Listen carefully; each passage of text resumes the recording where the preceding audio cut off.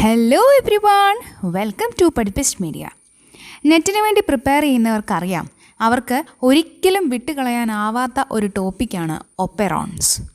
Gene regulation എന്ന വിഭാഗത്തിനകത്ത് വിടുന്ന ഒരു മേജർ ഡിവിഷൻ തന്നെയാണ് ഒപ്പെറോൺസ്. പല വിധത്തിലുള്ള ഒപ്പെറോൺസിനെ പറ്റിയും ആ ഒപ്പെറോൺസിൻ്റെ മോഡ് ഓഫ് ആക്ഷൻ എന്താണെന്നും എന്താണ് ഒപ്പെറോൺസ് എന്നുള്ളതിനെ പറ്റിയൊക്കെ വളരെ വിശദമായി മനസ്സിലാക്കിയാൽ മാത്രമേ നെറ്റിൽ വരുന്ന പല ക്വസ്റ്റ്യൻസും നമുക്ക് ആൻസർ ചെയ്യാൻ സാധിക്കുള്ളൂ. ഇന്നത്തെ ക്ലാസ്സിൽ ഒപ്പെറോൺസിനെ പറ്റിയാണ് നമ്മൾ കൂടുതലായി നോക്കാൻ പോകുന്നത്. നമ്മളെല്ലാവരും ഒരിക്കലെങ്കിലും ആലോചിച്ചിട്ടുള്ള ഒരു കാര്യമാണ് ഞാനിവിടെ ഡിസ്കസ് ചെയ്യാൻ പോകുന്നത്.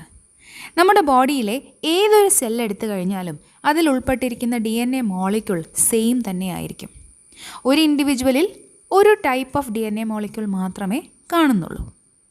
എന്നാൽ എന്തുകൊണ്ടാണ് ഈ DNA മോളിക്യൂളിൻ്റെ എക്സ്പ്രഷൻ രീതി പല സെല്ലുകളിലും പലതായി കാണപ്പെടുന്നത്? ഫോർ എക്സാമ്പിൾ, നമ്മുടെ വയറിനകത്തുള്ള സെല്ലുകൾ ഉൽപ്പാദിപ്പിക്കുന്ന തരത്തിലുള്ള എൻസൈമുകളും ഹോർമോൺസും മറ്റ് കെമിക്കൽ മോളിക്യൂൾസും ഒക്കെ നമ്മുടെ കയ്യിലോ കാലിലോ തലയിലോ ഒക്കെ ഉൽപ്പാദിക്കപ്പെട്ടാൽ ഉള്ള അവസ്ഥയൊന്ന് ആലോചിച്ച് നോക്കൂ. അതുപോലെ ചില ഹോർമോണുകൾ ഉണ്ടാവേണ്ട ഗ്ലാൻഡുകളിലെ അവസ്ഥ നമ്മുടെ മറ്റ് ശരീരഭാഗങ്ങളിൽ വന്നാലുള്ള രീതി എന്തായിരിക്കും എന്നൊന്ന് ആലോചിച്ച് നോക്കൂ. വളരെയധികം റെഗുലേറ്റഡ് ആയിട്ടുള്ളൊരു സിസ്റ്റത്തിലാണ് നമ്മുടെ ബോഡിയിലെ DNA മോളിക്യൂൾ വർക്ക് ചെയ്യുന്നത്. ഓരോ ഓർഗനിലും അവിടെ ഉണ്ടാവേണ്ടതായ പ്രോട്ടീൻസ് അല്ലെങ്കിൽ മറ്റ് മോളിക്യൂൾസ് മാത്രമേ ഉണ്ടാക്കപ്പെടുന്നുള്ളൂ. അങ്ങനെയല്ലാത്ത പക്ഷം അതൊരു ഡിഫക്റ്റായി മാറുന്നു. ഇത്തരത്തിലുള്ള വളരെ പെർഫെക്റ്റ് ആയിട്ടുള്ള ഈ ഒരു മോഡ് ഓഫ് റെഗുലേഷനെയാണ് നമ്മൾ ജീൻ റെഗുലേഷൻ എന്ന് വിളിക്കുന്നത്. ആവശ്യമുള്ള സമയത്ത് മാത്രം ട്രാൻസ്ക്രിപ്ഷൻ നടത്തുവാനും വേണ്ടാത്ത സമയങ്ങളിൽ ആ ജീനിനെ ഓഫാക്കി ട്രാൻസ്ക്രിപ്ഷൻ നടത്താതിരിക്കാനുമുള്ള ഒരു സിസ്റ്റം, അതിനെയാണ് ഒപ്പെറോൺസ് എന്ന് അറിയപ്പെടുന്നത്. ഒപ്പെറോൺ സിസ്റ്റംസ് ജനറലായി കാണപ്പെടുന്നത് സിമ്പിൾ ഫോംസ് ഓഫ് ലൈഫായ പ്രോകാരിയോട്സിലാണ്. എനർജി കൺസർവേഷൻ എന്നത് വളരെയധികം ഇമ്പോർട്ടൻ്റ് ആയിട്ടുള്ള ഒരു ഘടകമായിട്ടുള്ള ഈ പ്രോകാരിയോട്സിൽ ഇത്തരത്തിലൊരു ഒപ്പെറോൺ ജീൻ റെഗുലേറ്ററി സിസ്റ്റം ഉണ്ടാവേണ്ടത് വളരെയധികം അനിവാര്യമാണ്. ആക്ടിവേറ്റർ പ്രോട്ടീൻസും ഇൻഹിബിറ്റർ പ്രോട്ടീൻസും മറ്റ് പല റെഗുലേറ്ററി പ്രോട്ടീൻസും അടങ്ങുന്ന ഒപ്പെറോൺ സിസ്റ്റം എപ്പോൾ മാത്രം ജീനിനെ ഓണാക്കാൻ ആവശ്യമുണ്ടോ അപ്പോൾ മാത്രമേ ഫങ്ഷണൽ ആവുന്നുള്ളൂ.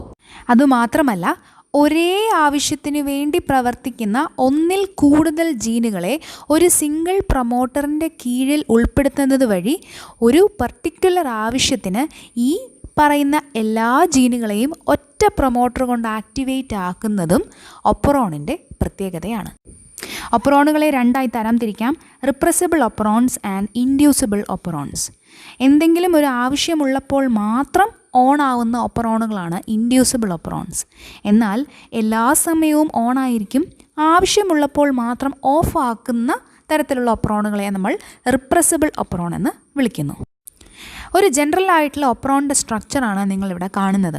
ഒരു കോമൺ പ്രൊമോട്ടറിൻ്റെയും ഓപ്പറേറ്ററിൻ്റെയും ഡൗൺ സ്ട്രീമായിട്ട് ABCD എന്നിങ്ങനെ 4 സ്ട്രക്ചറൽ ജീൻസ്, ഇവ 4ഉം ഒരേ ഫംഗ്ഷനു വേണ്ടി അല്ലെങ്കിൽ ഒരേ പ്രോസസ്സിന് വേണ്ടി ഫംഗ്ഷൻ ചെയ്യുന്ന 4 ജീൻസ് ആയിരിക്കും.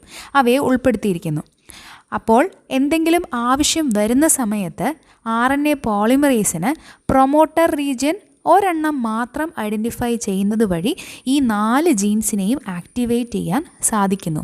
ട്രാൻസ്ക്രിപ്ഷൻ നടത്തി 4 ജീനുകളുടെയും mRNA പ്രൊഡ്യൂസ് ചെയ്ത് അവയിൽ നിന്നും ഒരേ സമയം ABCD പ്രോട്ടീൻസുകളെ ഉൽപ്പാദിപ്പിക്കാൻ സാധിക്കുന്നു. പ്രൊമോട്ടറിൻ്റെയും ഓപ്പറേറ്ററിൻ്റെയും സ്ട്രക്ചർ ജീൻസിൻ്റെയും അപ്സ്ട്രീമായിട്ട് നമുക്ക് റെഗുലേറ്ററി ജീൻ എന്നൊരു പോർഷൻ കാണാം. ഈ ഭാഗത്ത് റിപ്രസർ പ്രോട്ടീൻസ് കോഡ് ചെയ്യുന്ന DNA പോർഷനാണ്. അതായത് എപ്പോഴാണോ ഈ ഒരു ഒപ്പെറോൺ ആക്റ്റീവ് ആവണ്ടാത്തത്, ഓഫായിട്ടിരിക്കേണ്ടത്, റെഗുലേറ്ററി ജീനിൽ നിന്നും ഉണ്ടാകുന്ന റിപ്രസർ പ്രോട്ടീൻ ഓപ്പറേറ്ററിനെ വന്ന് ബൈൻഡ് ചെയ്ത് ഒരു ഹിൻഡ്രൻസ് ആയിട്ട് ആക്ട് ചെയ്യുന്നു. അതായത് പ്രൊമോട്ടറിൽ വന്നെത്തുന്ന RNA പോളിമറേസിന് മുന്നോട്ട് നീങ്ങാനാവാതെ ഒരു തടസ്സമായി ആക്ട് ചെയ്യുന്നു. അങ്ങനെ ഒപ്പെറോൺ ഓഫായിരിക്കുന്നു. ഡിഫറെൻറ്റ് ടൈപ്സ് ഓഫ് ഒപ്പെറോൺസ് ഏതൊക്കെ, ഓരോന്നിനെ പറ്റിയും വിശദമായുള്ള എക്സ്പ്ലനേഷൻ, അവയിൽ നിന്നും നിന്നും വരാൻ സാധ്യതയുള്ള നെറ്റ് റിലേറ്റഡ് ആയിട്ടുള്ള ചോദ്യങ്ങൾ ഇവയെല്ലാം അടങ്ങിയ അടുത്ത ലെക്ചേഴ്സ് നമുക്ക് വരും ദിവസങ്ങളിൽ കാണാം. ഈ ലെക്ചർ നിങ്ങൾക്ക് ഇഷ്ടപ്പെട്ടെങ്കിൽ ദയവേത് കമൻറ്റ് വഴി എന്നെ അറിയിക്കുക. ഇതിൽ എന്തെങ്കിലും പോരായ്മകളോ എന്തെങ്കിലും മോഡിഫിക്കേഷൻസോ വരുത്തേണ്ടതുണ്ടെങ്കിലും എന്നെ നിങ്ങൾ അറിയിക്കുക. അപ്പോൾ വീണ്ടും മറ്റൊരു ലെക്ചറിലൂടെ നമുക്ക് കാണാം. ഇതുവരെ സബ്സ്ക്രൈബ് ചെയ്യാത്തവരുണ്ടെങ്കിൽ ദയവേത് സബ്സ്ക്രൈബ് ചെയ്യൂ. അപ്പോൾ അടുത്ത ലെക്ചർ വഴി കാണാം. ബൈ.